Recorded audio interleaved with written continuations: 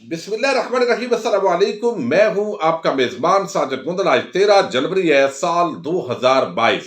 Nawaz Sharif general Bajwa के सामने late गए हैं। ख्वाजा आसफ ने इसकी तस्दीक कर दी है। आज कप्तान ने मौलाना मरियम बिलावल को धूल चटा दी है।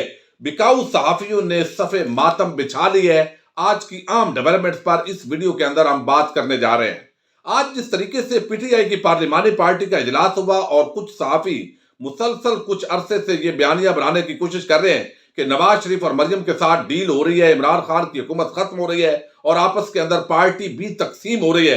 और जब इजलास के अंदर इस तरह की खबरें आई और परवेज खटक ने अपने गिले शिकवों का इजहार किया और उसके बाद चूंकि असेंबली से आज वोट लेना था, बिल मंजूर होने थे, तो बड़ी उम्मीदें वाबस्ता हुई और टीवी पर बराह रास्त नशरियात का आगाज हुआ। सलीम साफी और गरीदा फारूकी, आसमा शरादी और पूरा टोला मैदान में आया। और हेलीकॉप्टर ग्रुप जब भी मैदान में आता है तो उसका एक खास एजेंडा होता है कि हमारे मकासद शायद आज पूरे हो जाएंगे। हालांकि रोज बंद गली के अंदर आसमा शरादी कप्तान को दाखिल करती हैं। हामिद मीर जो है वो भी तरह तरह के ख्वाब देखता है, लेकिन उनके ख्वाब खुद परवेज खटक जो है उन्होंने आज चकनाचूर किए। और असेंबली के अंदर जिस तरह का माहौल बना और वादे तौर पर पीटीआई जो है वो कामयाब हुई और बिल्स अप्रूव हो गए। और उसके साथ ही हमने देखा कि वो हेलीकॉप्टर ग्रुप फिर एक्टिव हुआ और उन्होंने कुछ ऐसे ट्वीट्स किए जो बड़ी हैरत की बात है।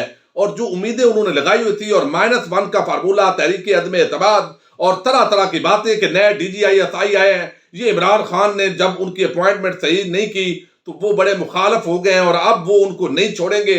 और दरपर्दा पाकिस्तान के अंदर चूंकि एस्टेब्लिशमेंट का सियासत के अंदर रोल होता है तो उसको बुनियाद बनाकर साजिशी थ्योरीज गढ़ी गई। और रात को मैंने आपके सामने खबर रखी थी कि हुकूमत के नंबर पूरे हो चुके हैं और रात गए कप्तान ने बादी को पलट दिया और यकीनी तौर पर वो बादी पलटी है।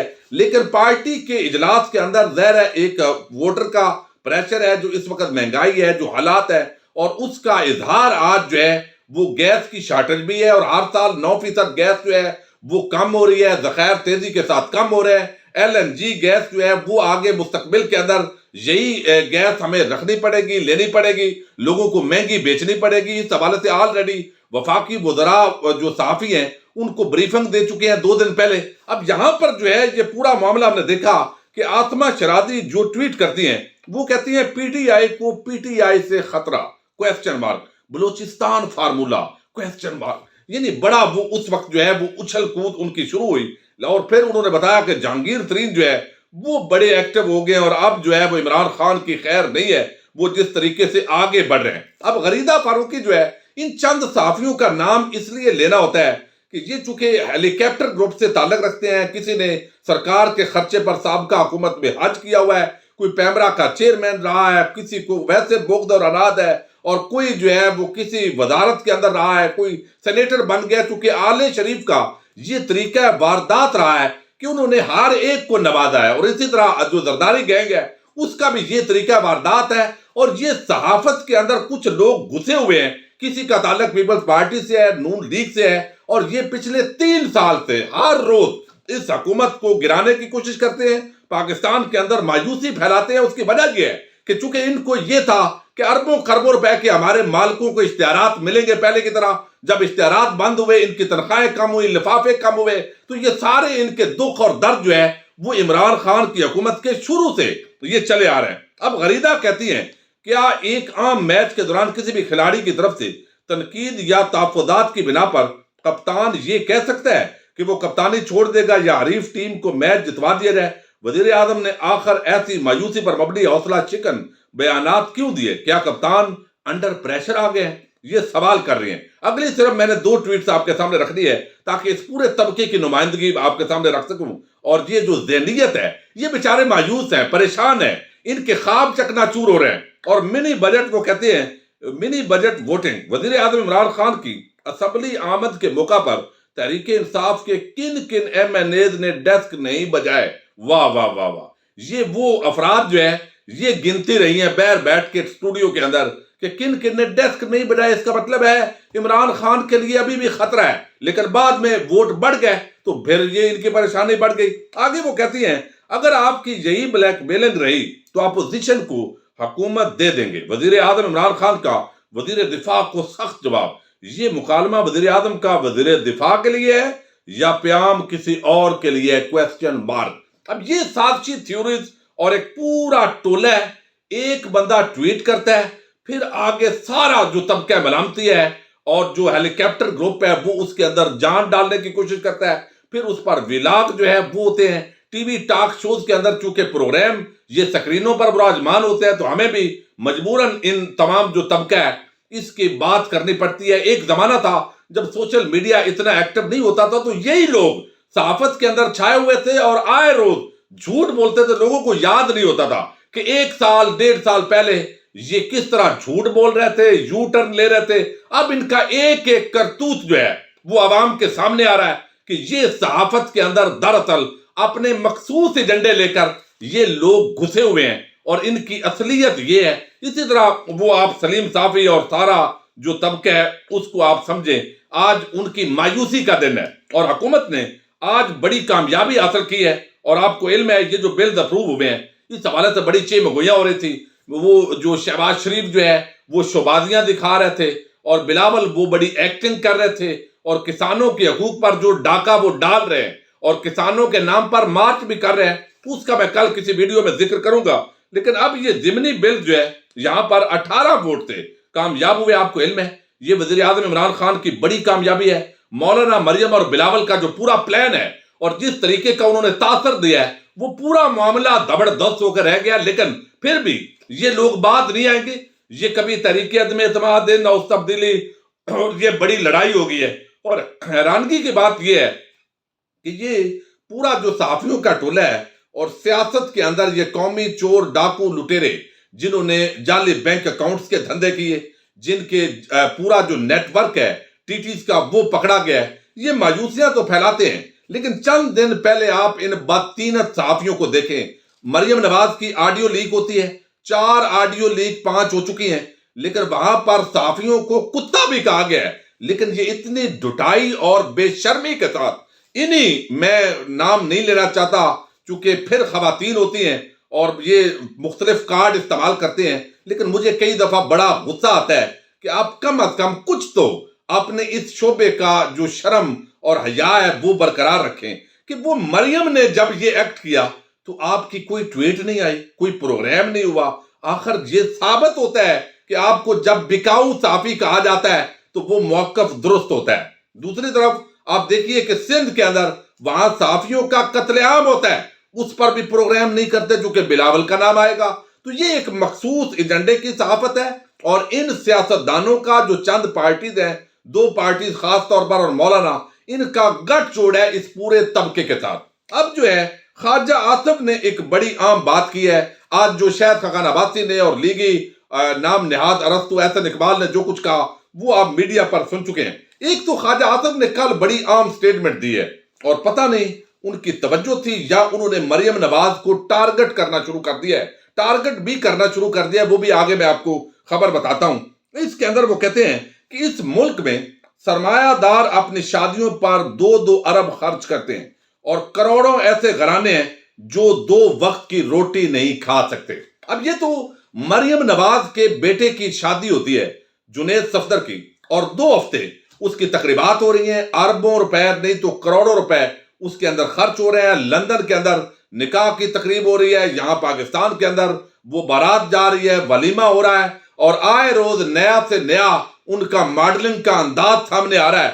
تو یہ اتنا شادی کی لمبی تقریبات جس میں کروڑوں اربوں روپے خرچ کرنا ہے، یہ خواجہ آصف نے درست بات کی ہے اور مریم نواز کو اور جو پورا یہ طبقہ ہے اس کو ننگا کیا ہے، اپنی پارٹی کو۔ لیکن یہاں پر ایک انہوں نے عام انٹرویو دیا ہے اور اس کے اندر انہوں نے واضح طور پر اس بات کا اظہار کیا ہے کہ جو نواز شریف ہے وہ اب جنرل باجوہ اور ہمارے جو اسٹیبلشمنٹ ہے اس کے سامنے لیٹ گیا ہے، اس کا انقلاب جو ہے وہ ٹھس ہو گیا ہے۔ یہ خود خواجہ آصف مان رہا ہے، میں آپ کے سامنے اس کی سٹیٹمنٹ رکھتا ہوں اور پھر آپ کو سمجھاتا ہوں۔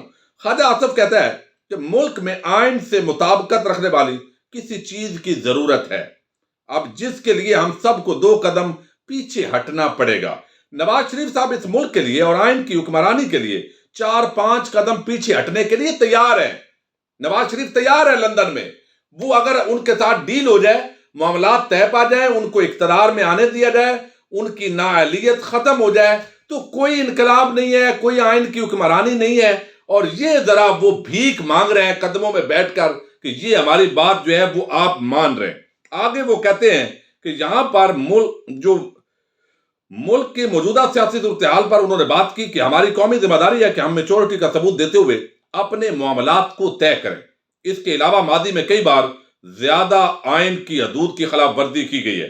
اس طرح کے نتائج نے جس طرح 2018 میں آئے، حالانکہ آپ نے خود براہ راست کال کی آرمی چیف کو کہ مجھے تو بچا لو، میں تو نوکر ہوں، خادم ہوں، میری سیٹ تو بچائیں، لیکن ایک بات بڑی عام کی ہے، ثاقب نثار پر بھی تنقید کی ہے، لیکن اس کے ساتھ وہ کہتے ہیں کہ یہاں پر ملکی حالات کو ٹھیک کرنے کا جو سوئنگ بورڈ ہے وہ اسٹیبلشمنٹ کے ہاتھ میں ہے، اور کیا نیوٹرل اسٹیبلشمنٹ ہونی چاہیے؟ تو اس کا جواب انہوں نے دیا کہ میرا خیال ہے ہمیں ایک قومی ڈائیلاگ کا انعقاد کرنا چاہیے، جس میں ہمیں واپس اپنی حدود میں جانے کی ٹرمز طے کرنے چاہیے جن کا تعین آئین نے کیا ہے۔ اب چاہے یہ ڈائیلاگ عوامی سطح پر لایا جائے یا اس کو پوشیدہ رکھا جائے، لیکن اس بات کی اشد ضرورت ہے ڈائیلاگ ہم کریں، اور یہ ڈائیلاگ نہیں ہونا چاہیے کہ ہم لوٹ مار جو کرے گا اس کی گردن اڑا دیں، یا کم از کم اس کو عمر قید دیں۔ جو اقتدار کا فائدہ اٹھائے، ایم این اے، ایم پی اے، وزیر اعلیٰ، وزیر اعظم ہوتے ہوئے، تو اس کو سخت سزا دیں، تاکہ ملک لوٹنے کے لیے تو آپ کو الیکٹ نہیں کیا جاتا، اس طرح کی بات نہیں کرنی۔ یعنی ہم چونکہ سیاست دان ہیں، دھاندلی کے ذریعے جیسے بھی اقتدار میں آئیں، اس بات کو تسلیم کر لیا جائے کہ ہم ملک کو لوٹتے رہیں، کوئی ادارہ ہمیں پوچھنے والا نہ ہو۔ لیکن ایک بات اور بڑی عام کی ہے، ایک تو کہا کہ نواز شریف 5 قدم پیچھے ہٹنے کے لیے تیار ہیں، یہ لیگی پارلیمانی لیڈر ہے ان کا، وہ کہہ رہا ہے، لیکن دوسرا وہ کہتے ہیں کہ پہلے ہمیں کنفیوژن تھی اور اب ہماری پارٹی کے اندر کنفیوژن دور ہو گئی ہے کہ مریم نواز کا بیانیہ نہیں ہے، نواز شریف کا بیانیہ نہیں ہے، بیانیہ شہباز شریف کا چلے گا۔ یہ خود جو ہے وہ خواجہ آصف تسلیم کر رہا ہے، اور جو یہ میسج ہے کہ شہباز شریف کا بیانیہ چلے گا، اس کا کیا مطلب ہے؟ اس کا مطلب بڑا واضح ہے، اور واضح مطلب یہ ہے کہ جناب شہباز شریف کا بیانیہ جو ہے، نواز شریف کا تو یہ ہے کہ ہم جو ہے وہ ان اسٹیبلشمنٹ سے ٹکرا جائیں گے، ہم آئین کی حکمرانی کے لیے، قانون کی حکمرانی کے لیے اٹھ کھڑے ہوئے ہیں، اب ہم ساز باز خفیہ ملاقاتیں ڈیل شیل نہیں کریں گے۔ لیکن یہاں شہباز شریف کا تو بیانیہ یہ ہے کہ ہم نے خفیہ ڈیل کرنی ہے، ہم نے گیٹ نمبر 4 سے انٹر ہونا ہے، ہم نے یہ مریم نواز اور یہ سارے جو بیانات دیتے ہیں نام لے کر، یہ نہیں ہونے چاہیے۔ پریشرائز کرنے کی کوشش تو شہباز شریف کے بیانیے پر اب پوری پارٹی چلے گی، یہ اناؤنس کیا ہے خواجہ آصف نے۔ تو آپ خود اندازہ کریں کہ کیا یہ نواز شریف کی منظوری کے بغیر ہے؟ 5 قدم پیچھے ہٹنا، شہباز شریف کا بیانیہ چلے گا، نواز شریف کا بیانیہ نہیں چلے گا، کوئی بھی ڈیل کر لو، یہ کھلی چھوٹ دی ہے شہباز شریف کو، اور قدموں میں پڑو جیسے بھی ہے، ہمیں اقتدار دلاؤ اور ہماری جو سزائیں ہیں، جو معاملات ہیں، وہ کسی سائیڈ پر لگاؤ۔